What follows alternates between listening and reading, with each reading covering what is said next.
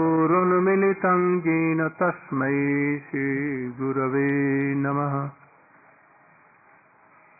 वञ्चाकल्पतरुभ्यश्च कृपासिन्धुभ्यैव च पतितानां पावनेभ्यो वैष्णवेभ्यो नमो नमः। नमो महावदन्नाय कृष्णप्रेमप्रदायते कृष्णाय कृष्णचैतन्यनाम्ने गौरतिसे नमः। गुरवे गौरचन्द्राय राधिकायै तदालयै कृष्णाय कृष्णभक्ताय तद्भक्ताय नमो नमः। यं प्रव्रजन्तमनुपेतमपेतकृत्यं द्वैपायनो विरहकातरया जुहाव पुत्रेति तन्मयतया सर्वोऽभिनेदो तं सर्वभूतहृदयं मुनिमानतोऽस्मि। तवैवास्मि न जीवामि त्वया विना इति विज्ञाय राधे तं नमाम चरणान्तिके। भक्त्या विहीनाय अपराधलक्ष्यै क्षिप्ताश्च कामादितरङ्गमध्ये कृपामयीं त्वां शरणं प्रपन्ना वृन्दे नमस्ते चरणारविन्दम्। थोड़ा सा वाल्मीकि रामायण ले आओ तो सवेरे जो प्रथम सर्ग।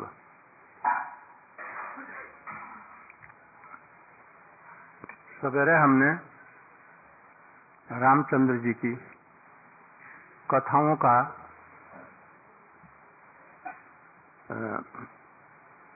की भूमिका हमने बतलाई। ये रामलीला का उद्देश्य क्या है, कुछ हमने कौशल्या जी के जीवन चरित्र पर और सब विषयों पर थोड़ा सा प्रकाश हमने डाला। रामचंद्र जी प्रकट होकर के बहुत प्रकार की लीलाएं की, जिनमें सबसे पहले वाल्मीकि जी का चरित्र आता है कि गंगा के पास ही तमसा नदी के किनारे वाल्मीकि जी का आश्रम था। पूर्व जन्म में एक किसी ऋषि के लड़के थे, किंतु कुसंग में पड़ जाने से डकैत जैसे बन गए और लूटपाट करते, सबका लूट लेते, किसी को मार डालते। कहीं कहीं पर तो ऐसा मिलता है कि इतने लोगों को मारा जिनके यज्ञोपवीत से कुआं भर गया, इतने लोगों को मारा। Valmiki in his past life, in his first life, he was a Brahmin boy, but by the association of bad persons, he became like dacoit, and he killed so many Brahmins that by their sacred faith, or some whole well was filled up.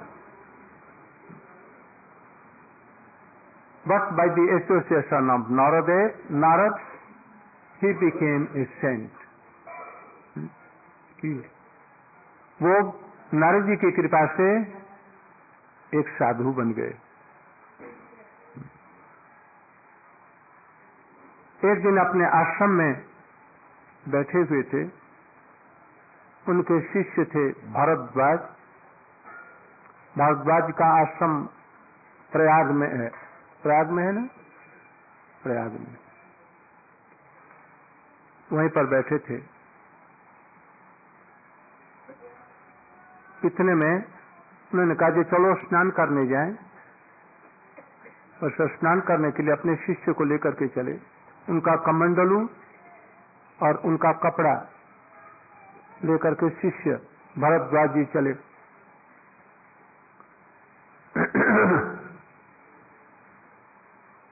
जब तमसा नदी के किनारे पर पहुंचे तो जब ही स्नान करने गए देखा क्रौंच पक्षी एक जोड़े स्त्री और पुरुष एक पेड़ की डाल पर बैठे हुए थे और बड़े प्रेम से आलाप कर रहे थे। इतने में एक बहेड़ी आया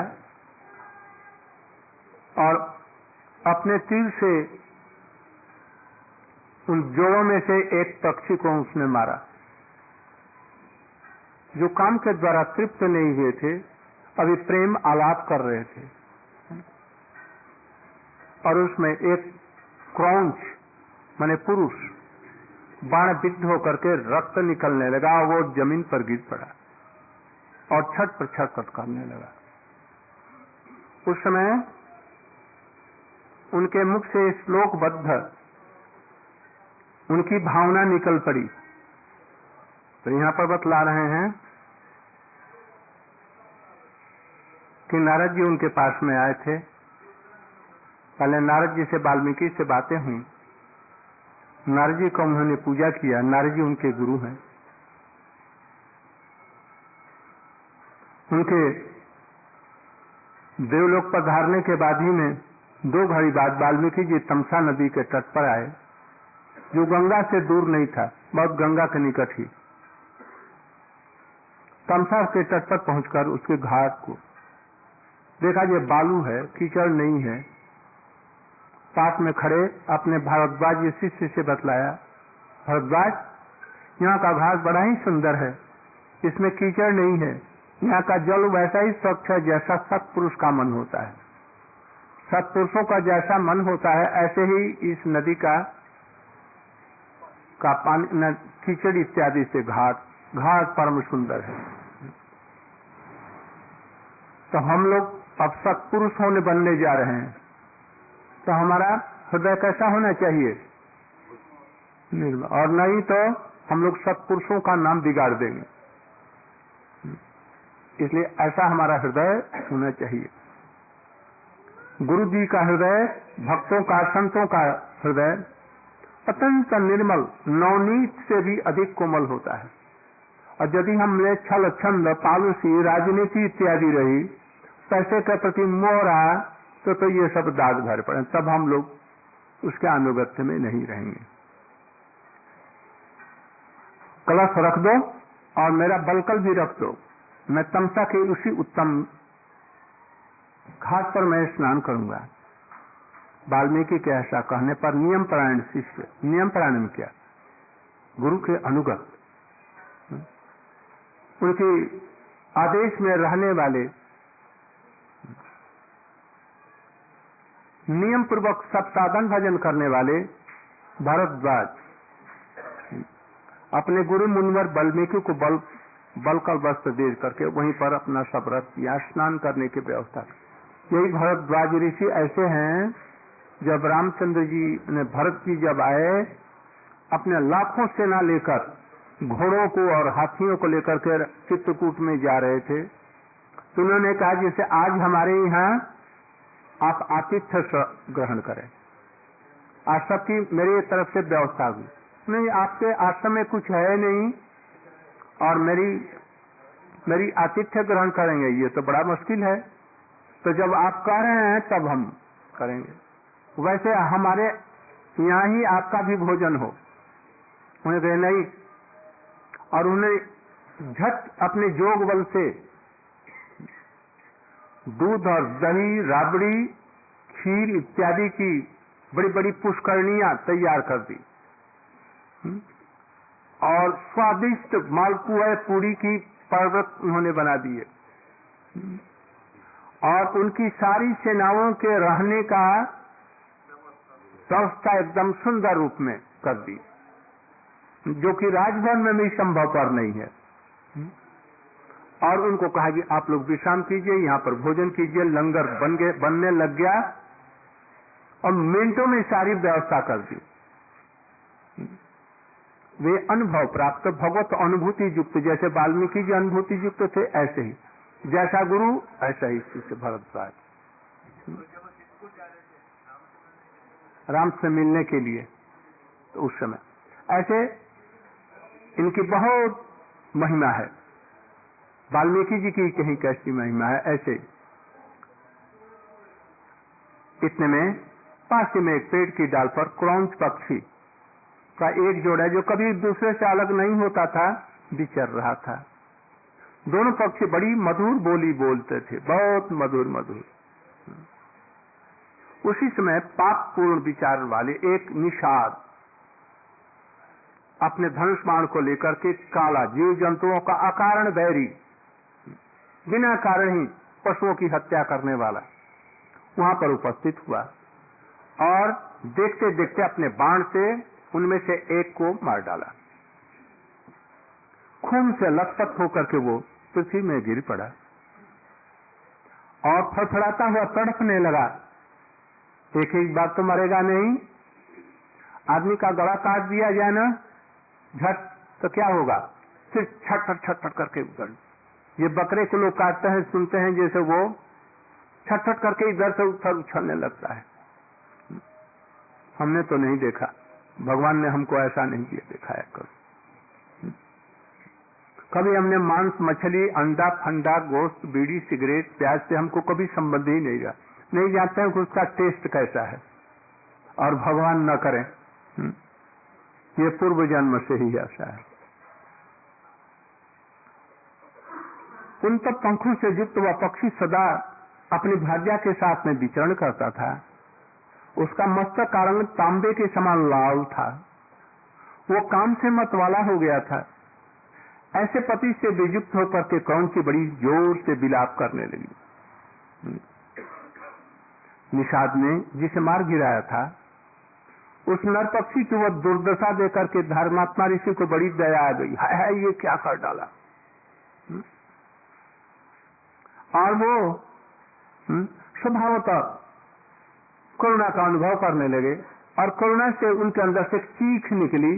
और वो चीख कैसी निकली, श्लोक युक्त, जिसमें 4 चरण के अनुष्टुप छंद निकला। अरे तू क्यों ऐसा कर रहा है, ऐसा नहीं निकला। निकला क्या, मां निषाद प्रतिष्ठान तो मांग महसास्पति क्षमा जत क्रौंच मिथुनाद एकम अवधि काम मोहितम। हाथ उठा करके ऐसे तू क्या कर डाला। निषाद तुम्हें कभी भी नित्य निरंतर शांति नहीं। क्या देख रहा है, क्या देख रहा है, क्या नित्य निरंतर तुमको कभी शांति ना मिले। मां निषाद प्रतिष्ठा, कभी तुमको प्रतिष्ठा अर्थात शांति, शाश्वत शांति न मिले। शाश्वती समान वर्षों में कभी भी आजीवन न मिले। तुमने बिना कारण के ही ये काम्य मत वाला जो क्रौंच पक्षी हो रहा था और उस अवस्था में बिना किसी कारण के तुमने वध कर दिया।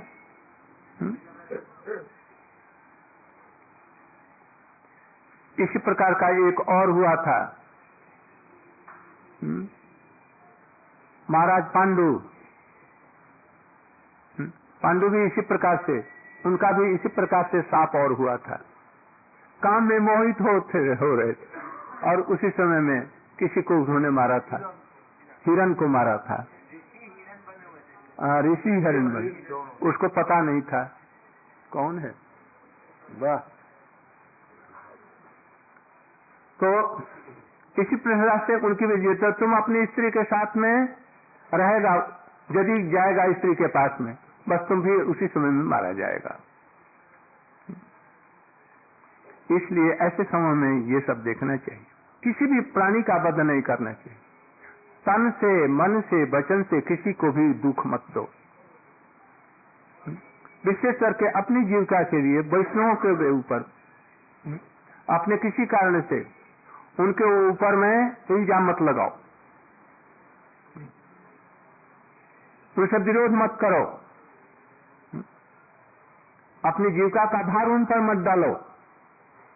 इतना तो भगवान ने शरीर हाथ पैर दिया है, बल्कि उससे भगवान की सेवा करो, वैष्णव की और गुरु की सेवा करो। गुरु के ऊपर में तुम हम ये क्या न बने, भार न बने, इस चीज को याद रखो।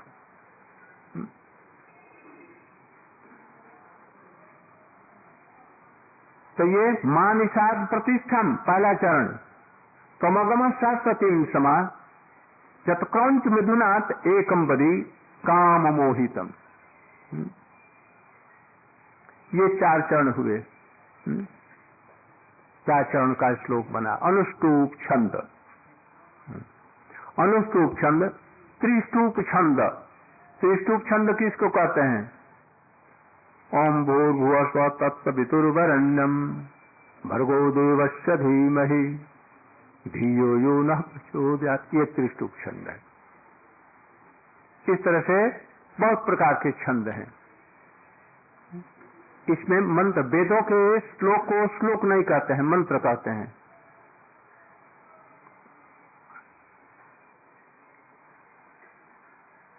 इसका गायन भी हो सकता है तरह तरह के स्वरों में।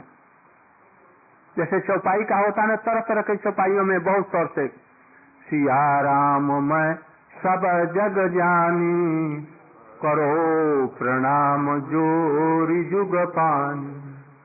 अब दूसरे स्वर से भी, तीसरे स्वर से जयति तेधिकम जन्मना ब्रज श्रयति इंदिरा शाश्वदत्रे दयित देशताम शिक्षुस्तावका त्वयिधृता सव त्वां विचिन्वते।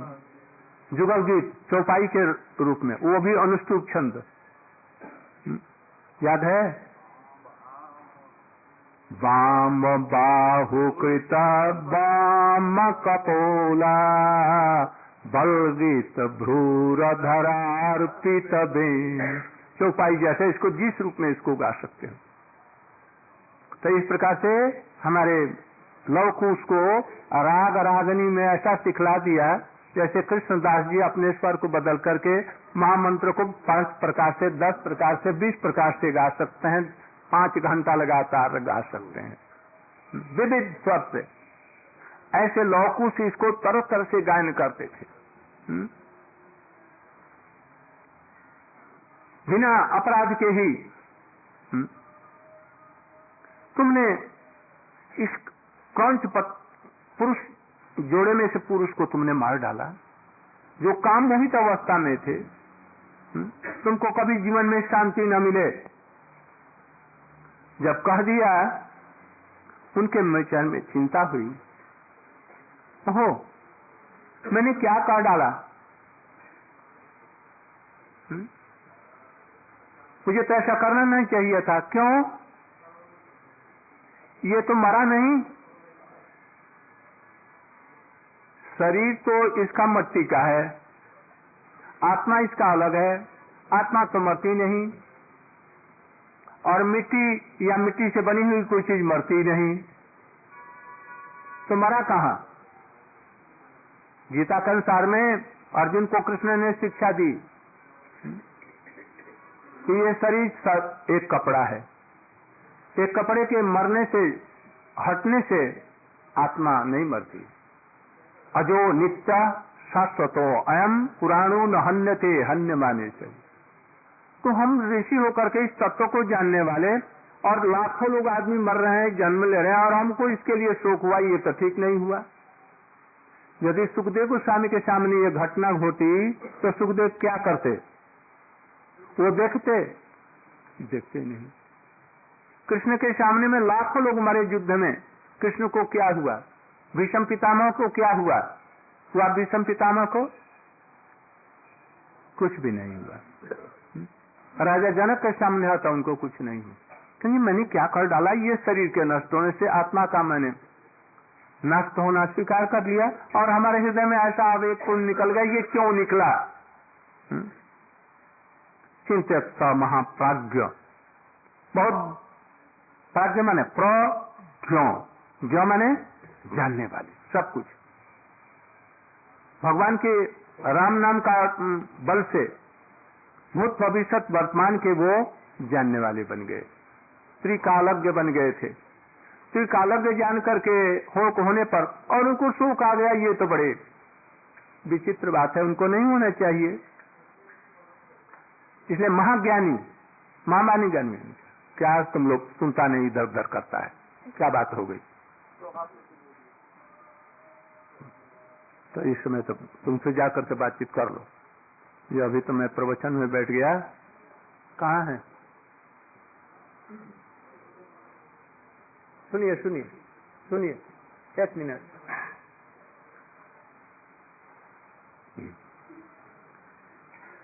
प्रज्ञान माने क्या? ज्ञान, विज्ञान, प्रज्ञान। ज्ञान माने क्या? किसी चीज का तत्व ज्ञान। विज्ञान अनुभूति सहित ज्ञान, प्रेमा भक्ति के सहित ज्ञान को प्रज्ञान कहते हैं। तो वैसी तरह से प्राज्ञ माने क्या? रामचंद्र जी की लीलाओं को उन्होंने सब कुछ अभी देखेंगे। राम नाम का कितना 7,000 तक राम राम राम राम राम राम राम राम राम करके कहे हैं, और सब उनकी सारी अनुभूतियां हो गई हैं, और उसी का ये रामायण परिणाम है। ऐसे प्राज्ञ ऋषि जो थे सोचने लगे, परम बुद्धिमान एक निश्चय पर पहुंच गए और अपने शिष्य से इस प्रकार से बोले, तात सुख से पीड़ित हुए, मेरे मुख से जो वाक्य निकल पड़ा वह 4 चरणों में आबद्ध है।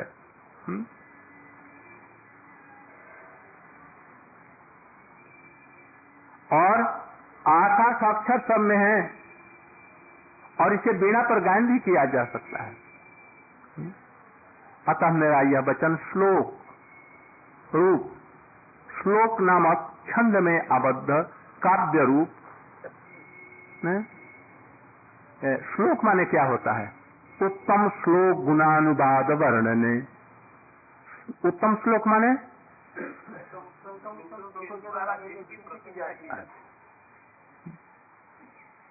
यहाँ पर श्लोक मान भी वही होता है जिसके द्वारा भगवान का गुणगान किया जाए, इसलिए उसको श्लोक कहते हैं। श्लोक और मंत्र प्राय बराबर है।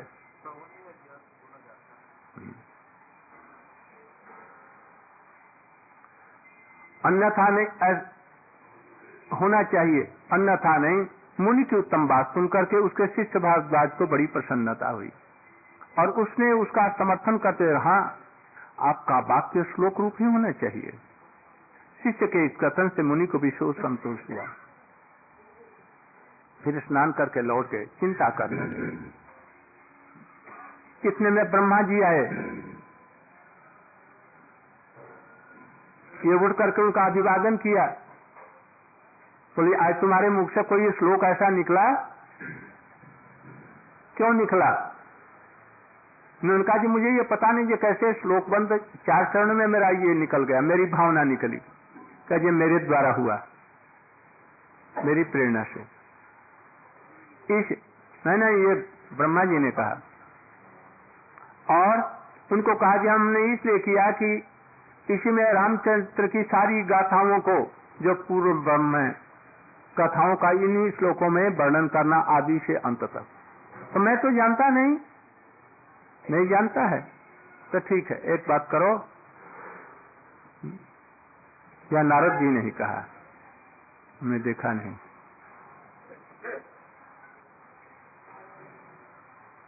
और उन्होंने कहा जैसे तुम उनका ध्यान करके बैठ जाओ, भक्ति योगेन मनसी, जैसे नारद जी की कृपा से व्यास जी ने समाधि योग में कृष्ण की लीलाओं चरित्र एकदम बाल जन्म से लेकर के और अंतम तक दर्शन किया, जैसे सिनेमा में देखते हैं, उससे भी साक्षात रूप में मानो सब लीलाओं को दर्शन किया। उसी प्रकार से नारद जी की कृपा से और ब्रह्मा जी की कृपा से इन्होंने आदि से अंत तक उन्होंने सारी लीलाओं को देखा। उन्होंने कहा इसी श्लोकों में तुम इसको आबद्ध करके और इसका वर्णन करना। इसलिए वाल्मीकि रामायण में बस अनुष्टुप छंद केवल हैं और दूसरा कोई छंद नहीं, कोई छंद नहीं। श्रीमद् भागवत कैसा है? वाह, उसमें कितने जितने प्रकार के छंद हो सकते हैं सृष्टि, उन्होंने इस सृष्टि छंदों की सृष्टि उन्होंने की। सब प्रकार के छंदों की, उसको सब प्रकार से गायन किया जा सकता है। एक एक शब्दों के बहुत प्रकार से अर्थ हो सकते हैं, किंतु आदि कवि इन्हीं को माना जाता है। ये व्यास जी के जन्म से लाखों वर्ष पहले ये वाल्मीकि जी हुए हैं, इसलिए इनका यह काव्य आदि काव्य कहलाता है। ऐसे सरल रूप से लिखा है जो भगवान की भगवत्ता का जो ऐश्वर्य भावान न पाए नवत लीला सुंदर सरल सहज रूप में उन्होंने वर्णन किया। उनके वर्णन में उन्होंने नहीं कहा कि भगवान राम है, कहीं कहीं बड़ी मुश्किल से आ जाता है। भागवत में तो बहुत बार आ गया, एते चांस कलाप उनसा कृष्णस्तु भगवान स्वयं ओहो भाग्यम नंद ब्रजोपम जनमित्रम परमानंदम पूर्ण ब्रह्म युगम लोके बत भूरि भागा लोकांकुनानम मुने अभियांति इत्यादि। बहुत जगह में, हजारों जगहों में, किंतु उन्होंने ऐसा इसको सरल सहज रूप में वर्णन किया जो भगवत्ता का नहीं, किंतु उसका लक्षण जो घटता है किस पर? सब भगवत्ता पर, उसका सारा लक्षण। तो इस तरह से उनको आदेश देकर के नारद जी चले गए और उन्होंने बैठ करके फिर समाधि लगाई और उसमें रामचरित्र सारा देखा और देख करके उसका लिखा, उन्होंने लिपिबद्ध किया और देखा कि किसको पढ़ाएं। और उसी समय बाई चांस जब पूरा समाप्त हो गया, थोड़ा सा बाकी रह गया था, उसी समय सीता जी उनके आश्रम में राम के द्वारा भेजी हुई वहां पर पहुंच गई। उनके लड़के भी कुछ दिनों में हुए और लड़के धीरे धीरे बड़े हुए। अब राम के लड़के कैसे होंगे, उनको उन्होंने शिक्षा दी। और यही सबसे पहला गायन हुआ कहाँ? पहले तो वाल्मीकि के आश्रम में रिहर्सल हुआ और तब रामचंद्र जी की सभा में, यज्ञ सभा में उनका गायन हुआ। और गायन ऐसा हुआ कि सब लोग स्तंभित रह गए। ऐसा कोई नहीं था जो रोता नहीं प्रतिदिन। और अंत में जबकि रामचंद्र जी का वनवास, सीता का वनवास जब, तो सभी लोग विलाप करने लगे। तो जिन विषयों का उन्होंने वर्णन किया, इसको हम संक्षेप में आपको बतला रहे हैं। वे कुशों के आसन पर बैठे वाल्मीकि जी, विधिवत आचमन किया। विधिवत आचमन मैंने किया, आसन पर बैठे, आसन शुद्धि, भूत शुद्धि, आचमन किया। हम लोग आचमन ठीक से नहीं करते, विधिवत जैसा बतलाया गया है, उसका अर्थ भी नहीं समझते। अर्थ समझ करके विधिवत उसका आचमन करना चाहिए। आचमन करने के बाद में क्या करते हैं?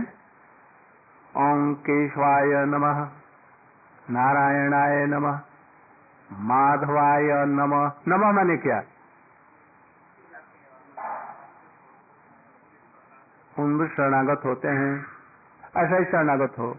अपना बुद्धि विद्या वाक्य सब छोड़ो, छोड़ करके उन पर नमः और स्वाहा दोनों एक ही चीज है।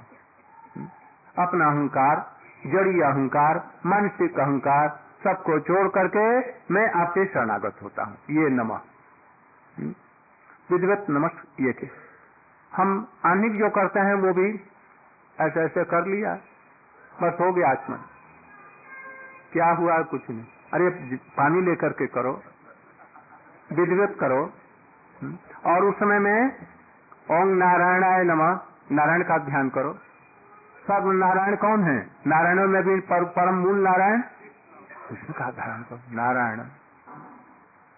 माधवाय नमः, केशवाय नमः, इसके बाद में गोविंदाय नमः। गोविंद है कौन? कृष्ण। ये सबका स्मरण करते हुए आचमन करो विधिवत।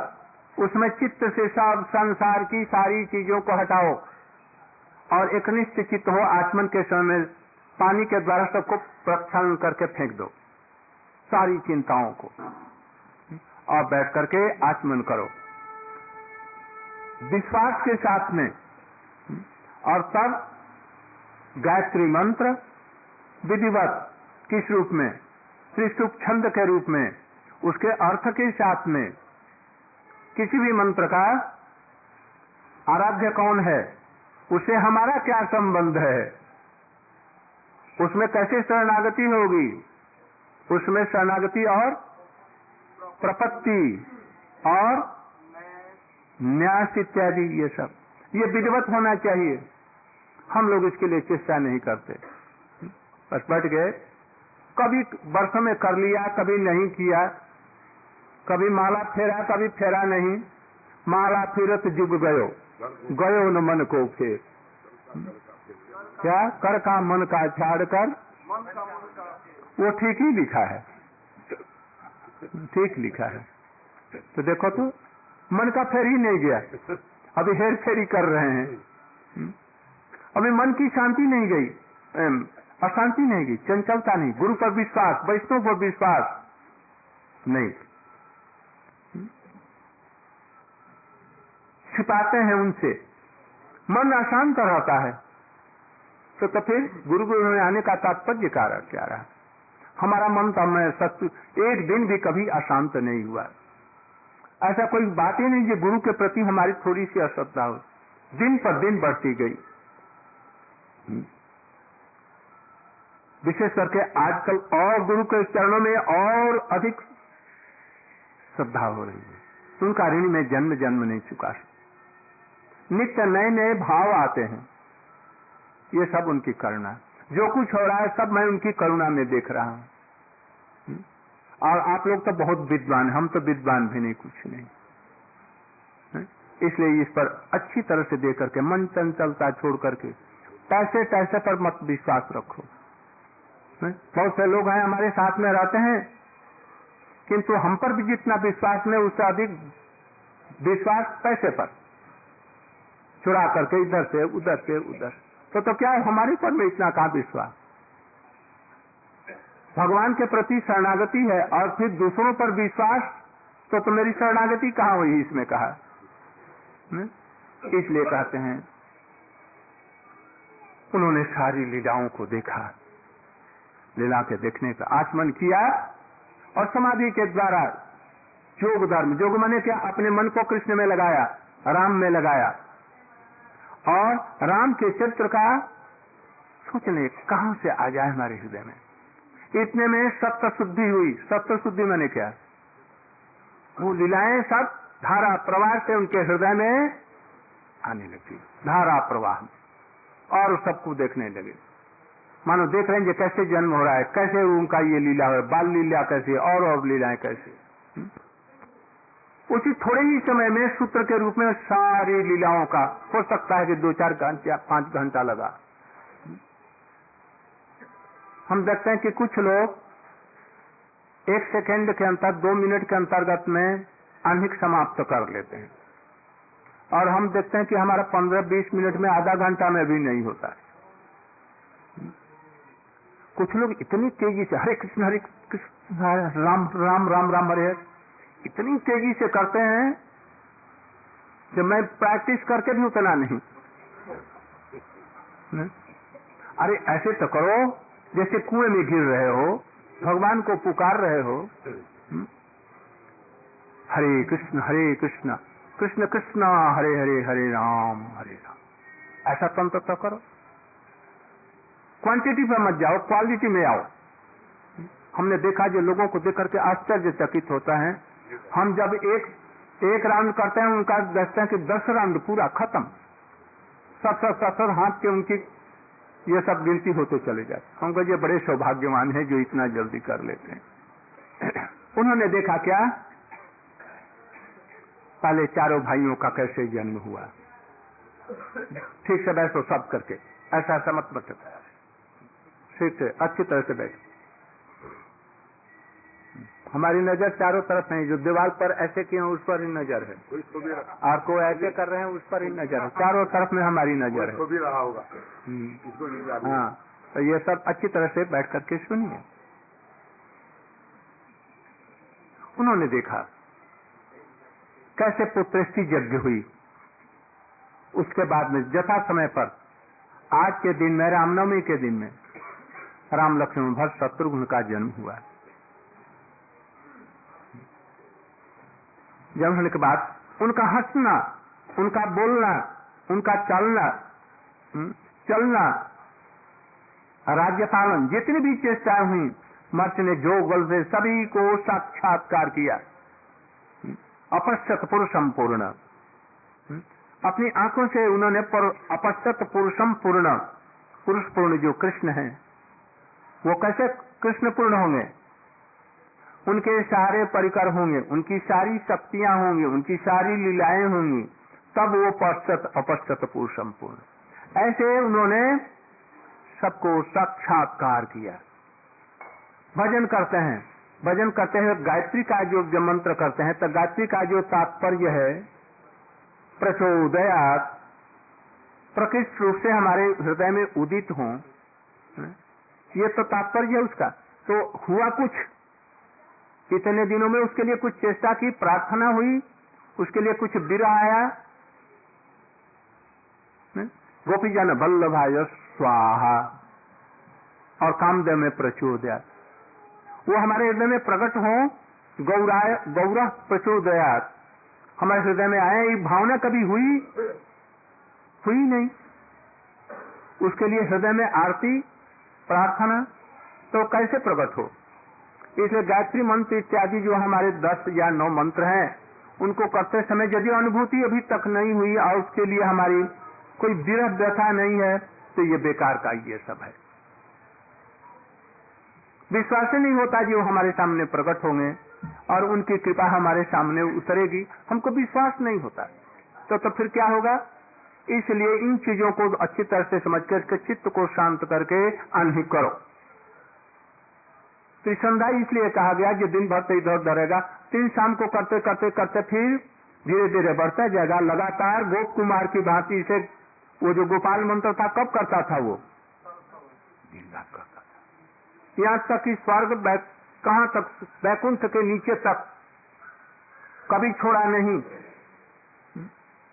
और उसके सामने गोपाल प्रकट हो जाते कभी, ऐसा होता है? नहीं होता। तो उसके लिए कुछ किया। विश्वनाथ चक्रवर्ती ठाकुर जी ने काम गायत्री को समझने के लिए जब नहीं समझ में आया तो राधा कुंड में खुद करके प्राण को छोड़ देंगे। ये समझ में नहीं आता जो इसका आधार कौन सा है, हम लोगों को कभी उदित ही नहीं होता, ये उसके चीज को समझने की लालसा नहीं होती। तो इसलिए मंत्र भी कहते हैं कि रहो दूर। अभी 1000 जन्मों में थोड़ी सी जब होगी, हरि कथा सुनते सुनते जब ये भावना आ गई तब प्रकट होंगे। मंत्र माने भगवान का स्वरूप है, वो प्रकटित होगा हृदय में, केवल ऐसे मंत्र करने के लिए नहीं है। उसकी अनुभूति होगी। उन्होंने देखा सत प्रज्ञा रामचंद्र जी, सत प्रतिज्ञा रामचंद्र जी लक्ष्मण और सीता के साथ में विचरण करते हुए जो जो लीलाएं उन्होंने की, चित्रकूट से आरंभ कर और चित्रकूट के बाद में कहां चले गए? गोदावरी के तट पर, अरे कौन सा, अरे जहां पर सीता जी का हरण हुआ, पंचवटी, वहां दंड कारण, और उसके बाद में सीता का हरण, और उसके बाद में किष्किंधा गमन, हनुमान जी का सीता जी की चोरी, और रावण का उनको लेकर के चोरी करके चला जाना, फिर ये चारों तरफ से पागल होकर के घूम रहे हैं, फिर हनुमान जी जाकर के पता लगाया, और इसके बाद सेनाओं के साथ में लंका पर उन्होंने आक्रमण किया इत्यादि, सबको जो जैसी थी वो सब उनके सामने साक्षात प्रकट हुई। तथा पश्चात धर्मात्मा सर्वम योगमास्थिता पूरा जब तत्व निर्वृत्तम पाणाव माम मालकम यथा, जो का आश्रय करके, भक्ति जो का आश्रय करके धर्मात्मा मुनि ने पूर्व काल में जो घटना है, पूर्व काल मैंने कहा, ये तो उन्होंने कहा रामचंद्र जी के समय में, तब इसका मतलब क्या? पहले कल्प में इन कथाओं में बहुत सी क्षमता रहती है, और विशेष करके अपूर्व मारण में कुछ अंतर हो सकता है नैमित्तिक लीलाओं में, किंतु नित्य लीलाएं उसमें जो होती हैं वो एक ही होती हैं। तो इनमें इनकी जो बहुत सी नृत्य लीलाएं, उनको उसी रूप में देखा जो पहले कल्प में ये घटनाएं हुई थी। किंतु इधर में जो पढ़ाया लौकुश को, उस समय राम की लीला भी यहाँ पर चल रही थी। सबको वहां हाथ रखे आंवले की भांति प्रत्यक्ष देखा। हम अभी भजन करते करते समाधिस्थ हो जाएंगे, रघुनाथ और रूप गोस्वामी की भांति देखेंगे जैसे श्रीमती जी आ गई, कृष्ण से उनका मिलन हो रहा है, कैसे उनकी लीलाएं हो रही हैं। तब तो उनको देख करके उन्होंने अपने ग्रंथों में लिखा, अपिवत सुरतांते प्रौढ़ी सौभाग्य दृप्त प्रणय भित्तु सखोन्माद मत्तोर गर्भई दरगतित मुकुंदा कल्पिता कल्प कल्पा क्षणमपि मम राधे नेत्रमान। हे श्रीमती राधिके जी, अपिवत सुरतांते प्रौढ़ी सौभाग्य, उस समय श्रीमती राधिका जी एक ऐसी स्थिति में पहुंच गई जो क्या कहते हैं स्वाधीन भर्तिका के रूप में आई, और कृष्ण उनको मना रहे हैं, और ये गोपियां मिलकर के ताली बजा करके कृष्ण को की हंसी उड़ा रही हैं। ऐसा कब होगा जो लीलाएं हम देखेंगे। ऐसी राधिका जी क्षण भाग भी हमारे ऊपर में कृपा करें, उनके एक एक लीला को दर्शन कर रहे हैं और उसका वर्णन कर रहे हैं। विशेषकर के रूप गोस्वामी जी उनका वर्णन करते। लीना निकुंज भवती कुहर चित्रैव सुचितवती सुचिराक्षिणाहम भुग्ना ब्रुवांग न रचेत मिशास्तातम अग्रे बजंद तनयस्य कदानुनिश।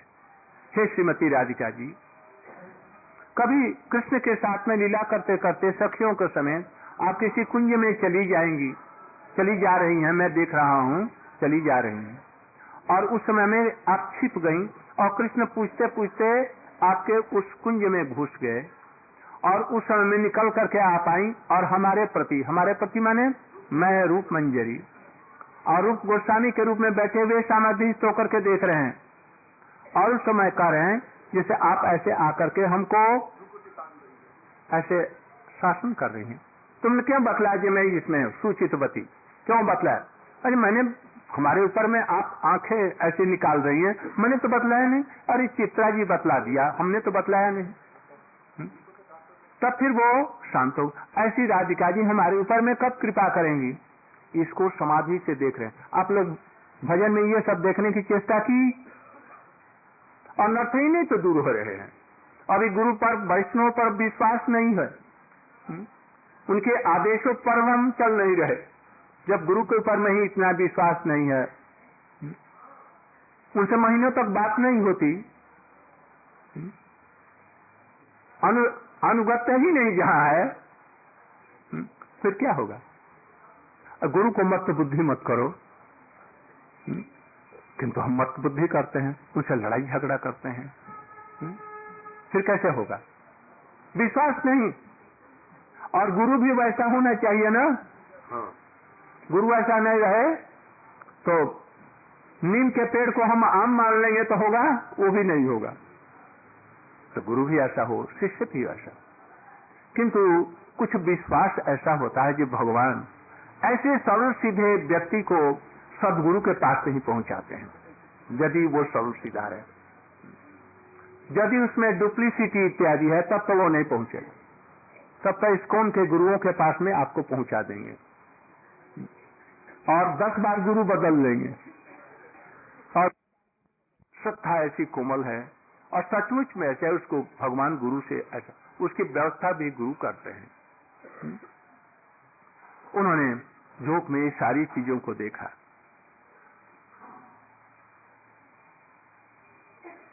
अब उसको काव्य रूप में देने की चेष्टा, काव्य रूप में जो वो श्लोक जैसा बनाया था। किसी को देखेंगे बहुत चेष्टा करने पर भी कोई ये श्लोक या पद नहीं आता।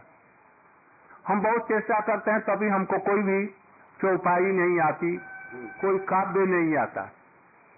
और हमारे पास में अभी छोटे छोटे बच्चे हैं, वो कुछ बोलते हैं वो काव्य ही हो जाता है। किसी किसी के जन्म से ही काव्य होता है, ये सीखने पढ़ने से नहीं आता। कुछ नहीं जानता, और काव्य में जो कुछ बोलेगा वो अपने आप काव्य हो जाता है। जैसे रविन्द्रनाथ ठाकुर इत्यादि के संबंध में सुने, वो जैसे कुछ बोलते थे वो पद्य ही हो जाता है। जगदानंद पंडित का वो क्या एक है ना, हाँ, उसमें उन्होंने लिखा है क्या, मौन, हाँ, जखन जखन जहाँ देखी तखन ही कहाँ लिखी। देखो तो कैसे सरल। अब हम लोग बना सकते हैं? मैं तो नहीं बना सकता, आप लोग बना सकते हैं। जखन जखन जखन जहाँ देखी मौन पड़े तहाँ लिखी, कर सरल सहज रूप में। हमारे गांव में हमने देखा है कि बहुत सी हमारी माता जी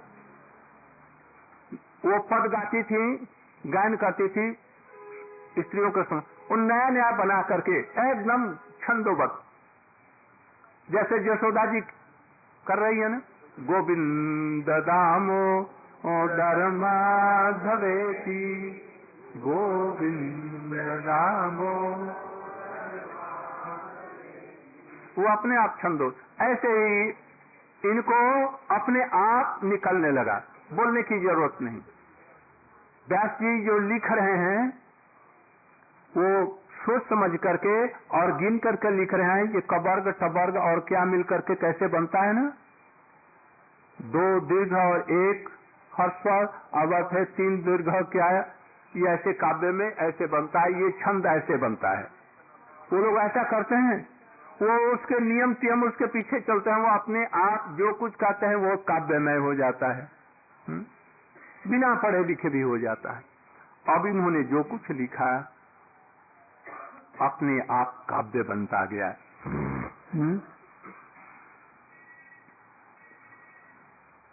रामचंद्र जी का जन्म, जिसको आज हमने गायन किया, उन्होंने देखा राम लक्ष्मण भरत शत्रुघ्न, उसमें राम को कौशल्या नहीं देखा जो चतुर्भुज हो गए, और शत्रुघ्न ने देख करके हाथ जोड़ करके स्तुति करने लगी। और फिर उन्होंने देखा जैसा ये हमारी लीला तो होगी नहीं, साथ ही साथ योग माया के द्वारा उनकी बुद्धि को थोड़ा सा आच्छादित करके और शिशु बन करके रोदन करने लगे, और फिर उन्होंने गोद में उठा लिया, लालन पालन करने लगी। ये भी देखा राम के जन्म, उनके महान पराक्रम, उनकी सर्वानुकूलता, लोकप्रियता, क्षमा। वैष्णव में क्षमा होना चाहिए, भगवान के कुछ कुछ जीवों में भी है। जिसके अंदर में क्षमा नहीं वो वैष्णव नहीं। एक किसी से किसी बात के लिए आज लड़ाई हो गई और 10 बरस से उसे बोलचाल बंद, और उसको याद करना, ये तो स्थूल बात है, ये सब नहीं रहना चाहिए। वैष्णव में क्षमा गुण होने चाहिए, इसको भूल जाना चाहिए।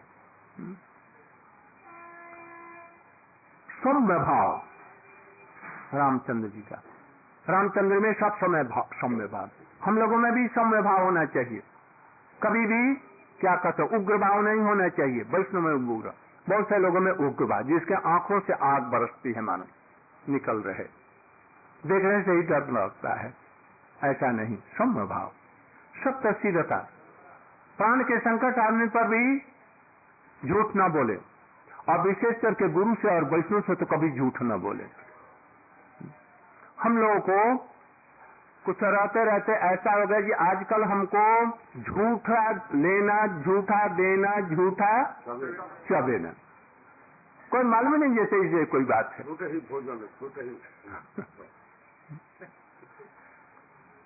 महर्षि जी ने उनका ये सब उनके गुणों का वर्णन किया।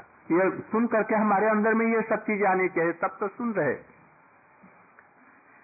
विश्वामित्र के साथ में राम लक्ष्मण जी की गए और विचित्र प्रकार की लीलाएं की घटनाएं हुई, महर्षि जी ने वर्णन किया।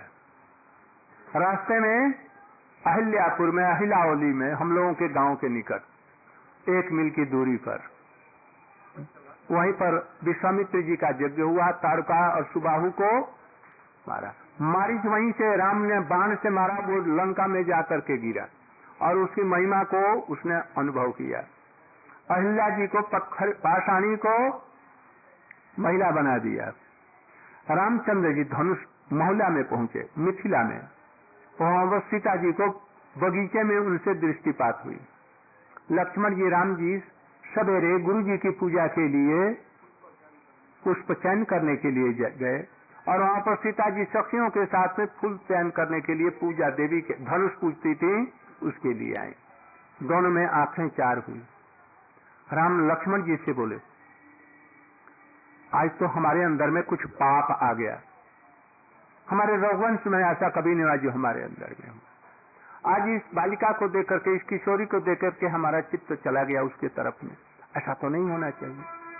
लक्ष्मण जी, मैं समझ गया, जरूर इसी से ही आपकी शादी होगी, धनुष तोड़ेंगे, ये सब कुछ हो गया, मैं समझ गया, क्योंकि रघुकुल में ऐसा कभी नहीं होता। जब आप कह रहे हैं तो जरूर ये, और वो क्यों न जाने, लक्ष्मण जी बलदेव जी हैं, सर्वज्ञ हैं, वो नहीं जानते हैं कि सीता जी इन्हीं की प्यारी और साधर्मणी, नहीं जानते हैं उनकी शक्ति है। बस उन्होंने उनसे कहा, कोई चिंता की बात नहीं, कल परसों देखेंगे क्या होता है। धनुष टूटा और उस समय जानकी जी ने क्या किया, जानकी जी एकदम लज्जा से गड़ गई, बड़ी प्रसन्न हुई भीतर से। सखियां उनको ले आ रही हैं जयमाला दाने के लिए, जयमाला उनके हाथ में है और उनका हाथ नहीं उठता है, प्रेम से विवश हो गई, आंखें नीचे हो गई। सखियों ने दोनों हाथों से उनके हाथों को उठवा करके और पर मार दी। उस समय राम की क्या दशा होगी और सीता जी की, ये सब उन्होंने, सब भावों को उन्होंने देखा, समाधि में देखा।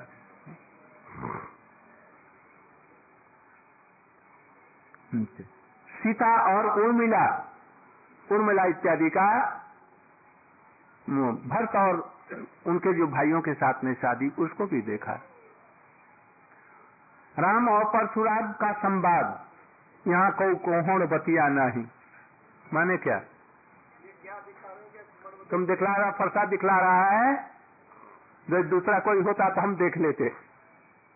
यहाँ पर कोहण की बतिया कोई नहीं, मैंने छोटा सा पैसा दिखलाने से वो नष्ट हो जाता, तो मैं कोहण का ये बतिया नहीं, जिसको ऐसे दिखला दिया जो मार डालेंगे और हम मर गए। आज तुम ऋषि का ये जटा नहीं पहन करके आता तो हम तुमको दिखलाते। और जितने बातें उनसे हुई, बड़ी बातें हुई, और जितना क्रोध कर रहे हैं, क्रोध से सभी उनका शक्ति हरण कर लिया। दशरथ और राम के गुण के, राम के अभिषेक, कई की दुष्टता है, ये नर लीला का रूप लिखे हैं। यदि वो उस रूप में लिखते तो लीला प्रकट हो जाती। भगवान राम की इच्छा से ही कई जी जानबूझ करके ये वर मांगी, और जगत में लोगों की दृष्टि में हीन हो गई। किस लिए? राम की सेवा के लिए। इसलिए इनका चरित्र बहुत उज्जवल है। यथार्थ में जैसे शंकर जी के अतिरिक्त तो कोई भी कृष्ण का वो आदेश नहीं मान सकता था महाभारत प्रचार करना, वो शंकर जी के लिए संभव है। इसी प्रकार से उन्होंने कैकेयी जी राम की आज्ञा मान करके ही ये वर मांगे, और वो उनको वन भेजा गया। राम के राज्याभिषेक में विघ्न, वनवास, महाराज दशरथ के शोक विलाप करने लगे, और अंत में हा राम, बस तीसरी बार नहीं कर सके, प्राणों को छोड़ दिया। प्रजाओं का भी साथ, जाने वाली प्रजा सब उनके साथ में चली, हम भी चलेंगे। कहां तक गए? वो कौन राजा? निषाद राज, वहां जाकर के गंगा के तट पर इस पार में सब है, समझता?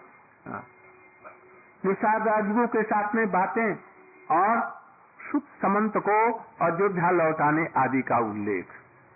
रात में सबको छोड़ करके, रथ को छोड़ करके केवट की नैया पर पार कर गए। नेवट को जब मुद्रिका देने के लिए सीता जी को देने लगे तो केवट वाला जी, हम दोनों भाई हैं, समझाती, हम भी केवट हैं, तुम भी केवट है, केवट से केवट नहीं लेता। तुम भवसागर का केवट हो, हम गंगा के केवट हैं, हम तुमको गंगा पार करा रहे हैं, तुम हमारा भवसागर पार करा देना। ऐसी बोली ठोठोली में उनके जोर से पैर धो करके, किस लिए? हमारी नौका कहीं स्त्री न बन जाए, हमको परीक्षा करनी है, इसलिए पैर धो लूंगा। और कठौती ले आया। किस लिए कठौती लाया? कठौती उसकी नाव नौका की है, काठ की लकड़ी की है, यदि एक थौती चरण धोने के समय में यदि स्त्री नहीं बन गई कि हमारी नौका नहीं बनी, नहीं तो उस लड़की की शादी कहाँ से कराएंगे? एक तो पहले से बेटी है, ये दूसरी बेटी है।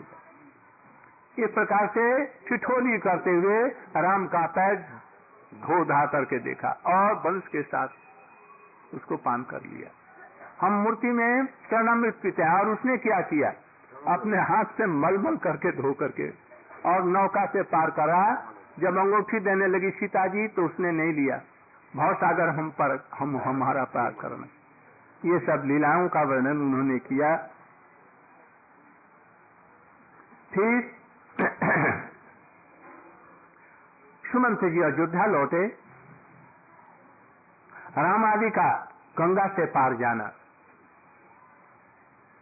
और भरद्वाज मुनि का दर्शन करना। भरद्वाज ऋषि जिसकी बात मैं कर रहा था, वाल्मीकि जी के शिष्य भरद्वाज मुनि की आज्ञा लेकर के चित्रकूट पहुंचे और वहां चित्रकूट में कुटिया बनाए। लक्ष्मण जी को आदेश दिए कुटी बनाए। क्या हो गया समय? दो तरीके। ठीक है, ठीक। कुटी बनाया, उसमें निवास करने लगे। भरत जी का वहां राम से मिलने के लिए आना। भरत जी आए, उन्हें अयोध्या लौटने के लिए प्रयत्न किया और वहां पर रामचंद्र जी रह करके क्या करे? ऋषि मुनि आने लगे। राम की कथा, शास्त्रों की कथा, वहां पर कीर्तन भी होने लगा। एक कीर्तन सुना दो तो भाई। रामचंद्र जी की सभा में सब ऋषि लोग आए हुए हैं और वो लोग नमामि नंदनंदनम नमामि नंदनंदन कर रहे हैं। सुनाओ तो।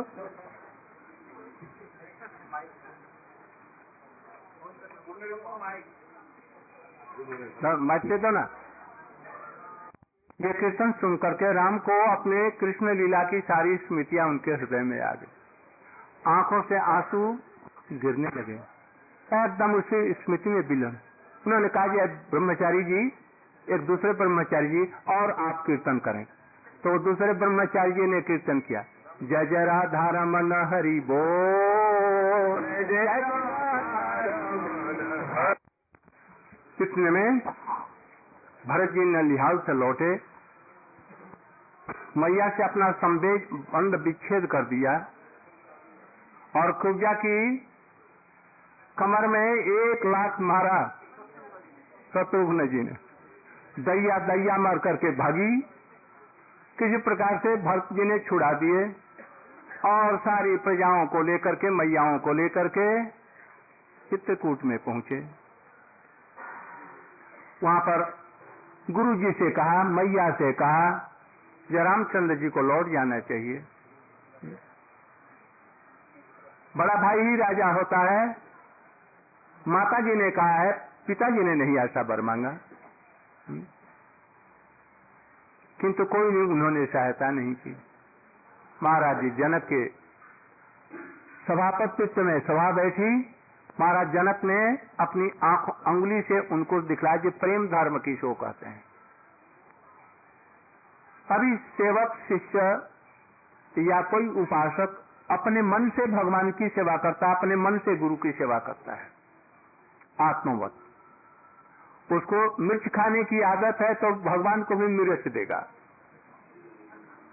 उनको बैगन की भाजा खाने का आदत है तो बैगन का रोज ही भाजा बनाएंगे। किसी को राबड़ी खाने की जरूरत है तो वो भिक्षा मांग करके भी राबड़ी ले आएगा और राबड़ी ही भोग देगा। उनको जैसा अच्छा लगता है करता है, किंतु भगवान को सचमुच में गुरुदेव को क्या अच्छा लगता है ये कभी सोचा नहीं, तो सेवा क्या करेगा? ये सोचना चाहिए। जनक जी ने कहा, आपका राम के प्रति अगाध प्रेम है, यह बात ठीक है। राम की मर्यादा जितनी धर्म की है वो आपकी प्रेम में डूब जाएगा, किंतु प्रेम का भी मर्यादा एक होता है। क्या? गोपियों से सीखो। क्या गोपियों का? क्या कृष्ण चाहते हैं ये देकर के उनकी सेवा करती हैं। तुम अपने इच्छा से मत करो, मैं गुरुजी सवेरे से शाम तक आपकी सेवा करता हूं, किंतु गुरुजी क्या चाहते हैं, भगवान क्या चाहते हैं, कभी देखा? गोपियां चाहती हैं, जानती हैं। इसलिए कृष्ण की इच्छा से, कृष्ण की इच्छा को पूर्ण करने के लिए उनको अपने कुंज से भी निकाल सकती हैं, उनके सिर को भी अपने चरणों में झुका सकती हैं, इसलिए उनका ऋण नहीं चुका सकते। अभी तक भरत जी का प्रेम तो था, किंतु इस दृष्टिकोण से विचार नहीं किया था कि राम को क्या अच्छा लगता है, कैसे प्रीति होगी।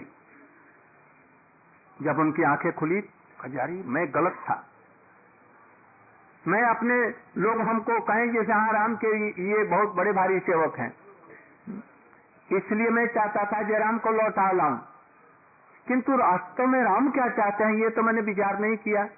राम से पूछा, भगवान अब आप क्या चाहते हैं, मैं वही करूंगा, अब मैं जिद नहीं करता, अपनी जिद हमने छोड़ दी, ये लौट चलिए, क्या चाहते हैं। कहा देखो भरत तुम्हारी जीत हुई, ये तो राजा जनक ने भी कहा है, तो तुम्हारी जीत हुई, मैंने अयोध्या का राज ले लिया, सब ले लिया, किंतु अब मैं ये चाहता हूं कि मैं राज्य का अधिकारी हो गया, किंतु 14 वर्ष तक तुम उसको संभालो, मैं आता हूं जल्दी से, 14 वर्ष बाद में एकदम आ जाऊंगा। और वहां पर भरत जी उनके राज्याभिषेक का सारी चीजें, तीर्थों का जल, नारियल, तौल, सब कुछ ले गए थे, जो वहीं पर राज्य अभिषेक करके उनका ले आएंगे। तो उन्होंने क्या किया, उनकी खड़ाऊ केवल ली और आदेश से खड़ाऊ को राजा मान करके और अपने को उसका एक मैनेजर समझ करके वो लेकर के आए, और उनके राज्याभिषेक का जितना सामान था वो कहाँ गया, वहीं पर एक कुआं था, उसी में भरत जिसको उसमें भरत ने दे दिया, उसी को भरत कहते हैं। समस्त तीर्थों के जल सब वही चित्रकूट में हम लोग गए थे तो देखा है। इसीलिए अपने मन से जो भगवान की और गुरु की सेवा होती है वो सेवा नहीं। गुरु जी मैं आपका शिष्य हूँ, कि आपके पास अब नहीं आऊंगा, आपसे बातचीत नहीं करूंगा, और लोगों से कहते हैं हम गुरु जी के शिष्य हैं, और गुरु जी को अंगूठा दिखलाते हैं, शिष्य भी करने लग गए। फिर गुरु जी से बातचीत नहीं, और गुरु जी का चित्रपट पूजा करते हैं। देखो तो हम गुरु जी का पूजन करते हैं, गुरु जी के स्थान में रहते हैं, तो ये क्या हुआ, गुरु जी के सामने नहीं जाएंगे, उनसे बातचीत नहीं करेंगे, उनसे हमारा कोई समझ, हमारी बात ही नहीं समझते, तो क्या हुआ ये। ऐसा मत समझो, गुरु को मत बुद्धि मत समझो, नहीं तो उनको गुरु बदल करके जो जिसको तुम्हारा विश्वास है उसके पास में चले जाओ। जो तुमको यह परमात्मा नहीं दे सकता है उसको बदल सकते हो, अधिकार तुम्हारा है। किंतु यदि सदगुरु को परिवर्तन किया तो तुम्हारे ये कुत्ते भी तुम्हारा मांस नहीं खाएंगे, कुत्ते भी ऐसे गुरु अपराधी का मांस ये कुत्ते भी नहीं लेंगे, ऐसे समझ। रिश्ते के कीड़े भी होंगे तो उसको कोई खाने वाला नहीं होगा, जैसे कि वो गिद्ध खा लेते हैं ना, तो वो खाएंगे नहीं, क्योंकि ये गुरु का अपराधी है। इन चीज को समझो। इसलिए गुरु के अनुसार में गुरु क्या चाहता है, भगवान क्या चाहते हैं, कृष्ण क्या चाहते हैं, राधा जी क्या चाहती हैं, इस चीज को समझो और वैसे भजन करो, पाले से प्रारंभ करो। और नहीं तो गुरु के ऊपर में ही गुरुगिरी करेंगे तो फिर वो गुरु कैसा तुम शिष्य कैसा। तो इसलिए यहाँ भरत जी उनकी खड़ाऊ लेकर के आए और विधिवत अब यहाँ पर उनकी पूजा करने, उसे आदेश लेकर के शासन करने लगे, और कह दिया था एक दिन की अवधि की देरी होगी तो मैं जल मरूंगा। इसलिए राम को अवधि के भीतर में उसी दिन ठीक रामनवमी के एक दिन पहले आए, और वो कहाँ मिले, नंदी, और फिर वहीं से दूसरे दिन आकर के सबका जटाजूट कटा। उसी दिन राम का अभिषेक आज रामनवमी के दिन पर हुआ। ये सारी लीलाएं भी उन्होंने देखी। भरत जी का अयोध्या के सिंहासन रामचंद्र जी की श्रेष्ठ पादुकाओं को रख करके नंदीगाम में भरत का निवास। माता जी गई, बेटा मैं भी तुम्हारे साथ में रहूंगी। उन्होंने कहा रानी, महारानी कह के ये आप यहाँ पर किस लिए आई, अब तो हमारा बेटा और माता का कोई संबंध नहीं है, तो आप रानी है इसलिए आपकी सेवा करूंगा, किंतु वहीं पर है तो वहां पर डंक बिच्छू मारते हैं, ठीक है, आपके लिए वही प्रायश्चित है। कभी भी माता नहीं कहा अपने मुख से, जिनके प्रिय न राम वैदेही तजिए कोटि बैरी सम जद्दप नमस्य नहीं। हम लोग ये नहीं देखते। कोई एक सुंदरी मिल गई, बस भूल गए, उसी समय गुरु को भी भूल गए, भगवान को भी भूल गए, बस उसमें लग गए। और किसी को ऐसा लड़का मिल गया कोई, बस गुरु और सबको भूल करके बस हो गया भजन। कुछ थोड़ा सा पैसा मिला, बस उसी के लिए गुरु को भी छोड़ दिया। आए थे गुरु भजन करने के लिए, किसी मंदिर में उनको 1000 रुपया महीना मिल रहा, बस गुरु को अंगूठा दिखा करके वहीं पर सेवा करने लगे। बस कितने, और गुरु जी की मूर्ति रखी है वहाँ, पट विग्रह, और उनकी सेवा। हम तो गुरु जी की सेवा करते हैं। ये सब क्या चीजें हैं? ये कली काल है। सार्वभौम मुनि का दर्शन, विराट का वध किया। सुतीक्षण जी के साथ में भेंट हुई। सुतीक्षण में राम का दुख दे करके कीर्तन करते करते एकदम मत रहते थे सुतीक्षण जी। अनुसुईया के साथ में सीता देवी की कुछ काल तक स्थिति, अनुसुईया जी ने उनको उपदेश दिया और एक कप अंगराग दिया, उनका कभी भी अंग मलिन नहीं होगा, और एक वस्त्र दिया जो कभी भी बदलने की जरूरत नहीं, नित्य नवीन रहेगा, और उसका सौंदर्य कमेगा नहीं। इसलिए रावण के लंके में रह करके जितने दिन तक रही, कितना दिन? 11 महीना तो रही। उन्होंने पानी नहीं पिया, कोई चीज खाया नहीं, कपड़े नहीं बदले, स्नान नहीं किया, कैसे जीवित रही? वही अनुसुईया जी की कृपा। अनुसुईया जी कौन है? अत्रि महाराज, अत्रि ऋषि की, तो उनके आशीर्वाद से सीता जी को ये हुआ। ये नर लीला है, ये नर लीला है। कोटि कोटि लक्ष्मी, रमा, उमा जिनके अंश से निकलती हैं, वो सीता जी हैं राम की, उनकी शक्ति है। ये श्रीमती राधिका जी के विलास, वैभव विलास है। उनके द्वारा सीता जी को अंगराग समर्पण, राम आदि के द्वारा अगस्त जी का दर्शन। रामचंद्र जी अगस्त ऋषि के आश्रम में गए, उन्होंने धर्म बाण की जितनी भी विद्याएं थी सब राम को दिया, और उन्हीं बाणों से रावण का उन्होंने वध किया था। वैष्णव धनुष उन्होंने ग्रहण किया। शूर्पणखा संवाद, शूर्पणखा का नाक कान काटना, राम की आज्ञा से लक्ष्मण द्वारा उसका विरूपी नाक कान काट लेना। श्री राम द्वारा खर दूषण और सुविधा का वश, शूर्पणखा को ज्योतित करने से रावण मारीच को भेज करके उसको सोने का हिरण बनवा करके राम को उनसे दूर ले गया। लक्ष्मण जी को भी बुला लिया और उसने सीता जी का हरण कर लिया।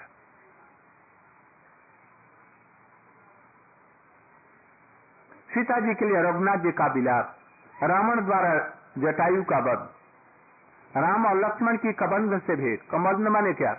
उसके पेट में मुख था और किसी को खा जाता था, ऐसे कोई मार नहीं सकता था, उसका मुख तो भीतर में गला।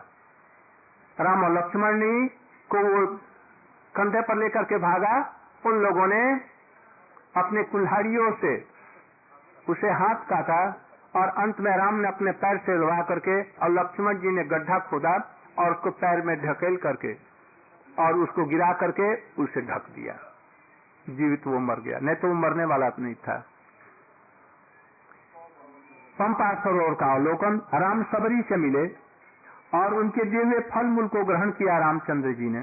सबरी कौन जाति की? नीच जाति की, किंतु उसके गुरु कौन थे? मातंग ऋषि। उनकी कृपा से ऋषियों को दर्शन नहीं हुआ, किंतु इस सबरी को भगवान के दर्शन हुआ और उनके दिए हुए फल मूल को उसने खाया। राम का सीता के लिए प्रलाप, हनुमान जी से भेंट, ब्राह्मण के रूप में हनुमान जी मिले और उनसे काव्यमय संक्षेप में विद्वतापूर्ण भाषा से उनसे बातचीत की। रामचंद्र जी समझ गए और फिर उन्हीं से सुग्रीव से मित्रता कराई। ऋषि मुक्त पर्वत पर जाना, सुग्रीव से भेंट करना, अपने बल का विश्वास लेना, मित्रता स्थापित किया। बाली और सुग्रीव का युद्ध, राम बाली का विनाश किया, सुग्रीव को राज्य समर्पण कर दिया। अपने पति बाली के लिए तारा का विलास, शरद काल में सीता की खोज करने के लिए सुग्रीव की प्रतिज्ञा। राम बरसात के दिनों में माल्यवन पर्वत के प्रश्रवण नामक शिखर पर निवास, और वहां पर राम वर्षा हो रही है। उधर सीता जी वहां है, कहाँ लंका में, वहां भी वर्षा हो रही। सीता जी उस वर्षे में क्या देख रही हैं? ओ विवाह हमारा कैसे हुआ, कैसे राज्याभिषेक समय में हम लोगों को वनवास हुआ, राम और हम दोनों कैसे वन में प्रेम के साथ में रहते थे। उनका यह न खलता था कि हम वनवास में हैं। सारी बातें याद आई, और फिर राम ने कैसे चुराया और कैसे यहाँ पर आई, सारी बातें उनके स्मरण। और इधर राम क्या कर रहे हैं? राम वही देख रहे हैं, हमारा विवाह कैसे हुआ, सीता जी से मिलना कैसे हुआ, और सीता जी आज कहाँ हैं, हम कहाँ हैं, विलाप कर रहे हैं। और वही स्मृति, ये विरह में उनका मिलन हो रहा। फिर सुग्रीव द्वारा सीता की खोज के लिए हनुमान इत्यादि को भेजा। हनुमान जी सीता जी को अपनी अंगूठी दिया और दे करके भेजा। समुद्र जी पार कर गए और वहां जाकर के रावण के पुत्र अक्षय कुमार को मारा, फल फूल खाने लगे। फिर मेघनाद के द्वारा उनका बंधन हुआ, उसने उसको बांध लिया, और फिर अपनी पूंछ में जब बांध दिए गए कपड़े और तेल लगा दिया गया, तब विराट रूप धारण करके कूद गए और सारी लंका को उन्होंने जला करके भस्म कर दिया। और फिर समुद्र में कूद गए और फिर सीता जी के पास में आए। सीता जी को बोले, हमारे पीठ पर चलिए, अभी ले चलो। उन्होंने कहा जी नहीं। राम आए और अपनी शक्ति से वहां पर रावण को वध करके तब ले चलेंगे, तब आऊंगी। फिर उन्होंने क्या दिया? अपना चूड़ामणि दिया, विवाह के समय का। राम जानते थे, बस चूड़ामणि दे करके विश्वास के लिए दिया। देखते ही राम समझे, अरे ये तो सीता जी का है, जरूर भेंट किया है। इसके बाद में रावण के मद्यपान के स्थान में जाना, अंतःपुर में स्त्रियों को देखना, हनुमान जी का रावण को देखना, पुष्पक विमान का निरीक्षण करना, अशोक वाटिका में जाना, सीता के दर्शन करना, पहचान के लिए सीता जी को अंगूठी देना, ऊपर से पेड़ से गिराई, जो चंद्र जी आज हमको आग दे दिया, अब इसमें हम जल मरेंगे। किंतु अरे ये तो राम की अंगूठी। ऊपर में देखा तो हनुमान जी वहां से धीरे धीरे आए। पहले आ जाते तो विश्वास नहीं हो, ये तुम अंगूठी तुमको कहाँ मिली? तो राम से मिली। विश्वास कर दिया और फिर जाते समय में उनको अपना वो क्या चूड़ामणि दे दिया। बातचीत राक्षसियों के द्वारा सीता का डाक पका। त्रिजटा राम के लिए शुभ सृजा स्वप्न, और राम तुमसे मिलेंगे त्रिजटा नहीं, यह रावण तुम्हारा कुछ नहीं कर सकेगा। उसने राम का मूर्ति बना करके उसको काट करके दिखलाया, सीता जी उसको तो हमने मार दिया। त्रिजटा ने ये झूठ दिखलाया। फिर सब उनको विश्वास हुआ। सीता का हनुमान जी को चूड़ामणि देना, हनुमान जी का अशोक वाटिका के वृक्षों को तोड़ना, राक्षसियों को भगाना, रावण के सेवकों का हनुमान जी ने संहार, वायुनंदन हनुमान का बंदी होकर रावण की सभा में जाना, उसके द्वारा गर्जन लंका दाह, फिर लौकी बात समुद्र को लांग करके चले आए, बांदरों का मधुवन में आकर के मधुपान किया। सुग्रीव जी की वाटिका थी, उसमें जितना मधु और जितने फल मूल थे सब खाने लगे। तब उसके मामा ही सुग्रीव के वहां के मालिक थे, उन्होंने मारना चाहता, उनको ऐसा थप्पड़ मारा जो वो गिर गया। सुग्रीव के पास में गया, नालिश किया। सुग्रीव ने को कहा जिसे सब फल खा गए, पेड़ों को तोड़ रहे, ओ ये काम करके लौटे हैं, नहीं तो ऐसा नहीं कर सकते थे। बस जा करके उनको ले आए। हनुमान जी का रामचंद्र जी को आश्वासन देना, सीता जी की दी हुई चूड़ामणि समर्पित करना, सेना सहित सुग्रीव के साथ में राम की लंका यात्रा के समय समुद्र से भेंट, नल का समुद्र का सेतु बांधना, उस सेतु के द्वारा में वानरी सेना का समुद्र पार चला जाना, रात को वानरों का लंका के चारों ओर में घेरा डाल लेना, विभीषण के साथ में राम का मैत्री संबंध, विभीषण का राम को रावण के वध का उपाय बतलाना, कुंभकर्ण का निधन और उनको राज्य पर बैठा दिया। किसको? राज्याभिषेक विभीषण को कर दिया। कुंभकर्ण का निधन, मेघनाद का वध, रावण का विनाश, सीता की प्राप्ति, शत्रु नगरी लंका में विभीषण का एकदम बैठा दिया, राम का पुष्पक विमान के द्वारा अवलोकन करते हुए वहां से लौटना, उसके द्वारा दल बल सहित उनका अयोध्या के लिए प्रस्थान, राम का भरद्वाज ऋषि से मिलना, वायुपुत्र हनुमान को वहीं से दूत बना करके भेज दिया और वहीं पर रथ रोक दिया और अपना विमान दूत बना करके भरत के पास में भेजा। अयोध्या में आकर के भरत से मिलना, राम के राज्याभिषेक का उत्सव और फिर राम की सारी वानर सेना को विदा करना, अपने राष्ट्र की प्रजाओं को प्रसन्न रखना, प्रसन्नता के लिए ही विदेह नंदिनी सीता को वन में त्याग देना इत्यादि। और इसके बाद में लव कुश उसकी सभा में आए और किस प्रकार से सीता जी पृथ्वी का पताल के में प्रसार हुआ, ये सब लीलाओं का उन्होंने दर्शन किया। और इसको किसको किया? लव कुश को इसका पाठ पढ़ाया। इस प्रकार का जो भविष्य चरित्र था उसको भी भगवान वाल्मीकि मुनि ने, भगवान के चरित्र को, बंध मोक्ष को जानने वालों को भगवान कहते हैं, इसलिए वाल्मीकि को भी यहाँ पर भगवान नाम से संबोधित किया। अपने कृष्ण महाकाव्य में ये सब कुछ अंकित किया और अंत में जानते हुए अभी कुछ पढ़ाया नहीं, लौकुश को ये अंतिम भाग, नहीं तो सब कुछ मालूम हो जाएगा। और अंत में जहाँ पर सीता का पताल में प्रवास होना था वहां पर पहुंचे और सीता जी पताल में प्रवेश हो गई। राम ने धनुष उठाया और पति को कहा, मेरी सास, तुम मेरी सास हो, आज मैं तुम्हें चूर्ण विचूर्ण कर लूंगा, सीता को लौटा करके मुझे दे दो। और धनुष उठाया, इतने में वाल्मीकि जो हो गया। मैंने काव्य में ये वर्णन किया है, अब शांत होइए, आपका यह जगत का काम लीला समाप्त हुई, अब आपको उधर में जाना है। इस पृथ्वी को मारना भी नहीं है, सीता जी आपके लिए प्रतीक्षा कर रही हैं वहां पर। कहाँ? साकेत में। इसलिए आप अब शांत होइए। फिर राम रोने लगे, शांत हो गए, लौकुश को लिया और सब बच्चों को लेकर के अयोध्या गए।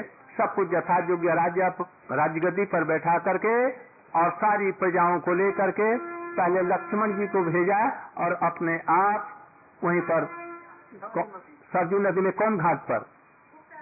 गुप्तार घाट। गुप्तार माने जहाँ पर के गुप्त हुए, वहां पर जाकर के सभी चतुर्भुज हो करके और बोलो राजा रामचंद्र, सियावर रामचंद्र की, रामनवमी तिथि की, महाराज दशरथ की जय, कौशल्या, सुमित्रा और कैकेयी महारानी की, राम लक्ष्मण भरत शत्रुघ्न की जय, राम के प्रिय बजरंग बली हनुमान की, वाल्मीकि की जय, आदि कवि और तुलसीदास जी की भी जय। गौ प्रेमानंद।